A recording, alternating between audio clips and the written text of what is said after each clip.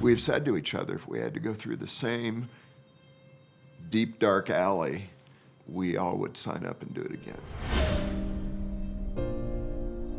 Yeah, a lot of people don't realize that even in the 60s, before Roe v. Wade, women in California at least could get an abortion if they were over 40. It was a medical risk to have a child over 40.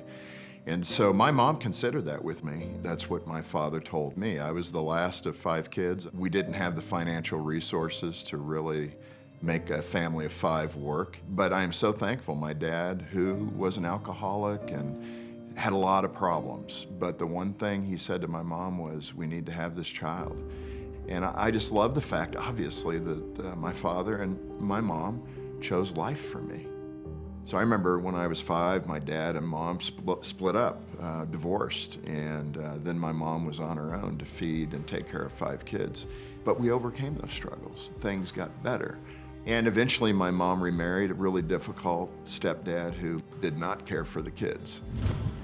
At 9 years old, my mother died of cancer. My stepfather abandoned the entire family the day of my mother's funeral.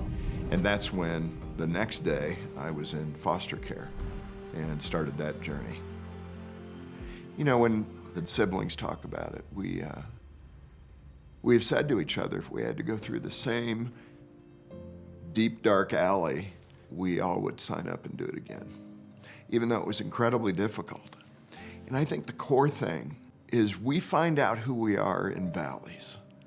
That's where the Lord meets us. I love the scripture that says he's close to the brokenhearted and saves those crushed in spirit. I mean, that's a promise. And you know, think of the society. We're trying to remove all the suffering, take away all the pain. Let's make sure that mom doesn't struggle with that baby. She can't afford it. But you know, it's that very path that will create such good character. And nobody's gonna raise their hand and sign up for that. But if that's the journey, man, veer to the lane where God will teach you such great lessons about life that you will come out so much stronger. You know, I think for those who make the argument that I would rather abort a child than allow a child to go through struggle or hardship, I think it's extremely short-sighted. All these fears that are thrown at women to say, don't have that child at all costs, don't have that child. I would just ask them to slow down and think about the messaging that they're receiving. Who knows what that child will become?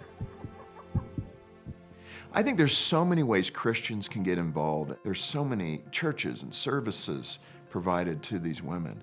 Call Focus. We'll connect you. We'll do everything we can to help you. And I'm excited that I think we could change the tide of the attitude rather than take the life of the child. You can get involved in a local pregnancy resource clinic. Man, they need volunteers. Let's make their job lighter.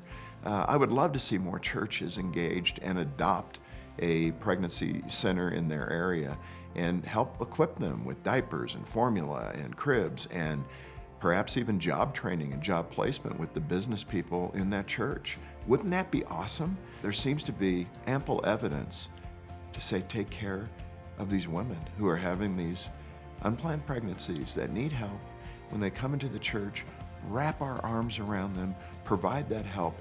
And I believe when they feel sincere love coming to them, it's impossible to resist. And what happens in that woman's heart? It cracks open because we'd be doing the work of God. And I would say, have the courage to do the right thing. You know in your heart what is right. God has written that on your heart. You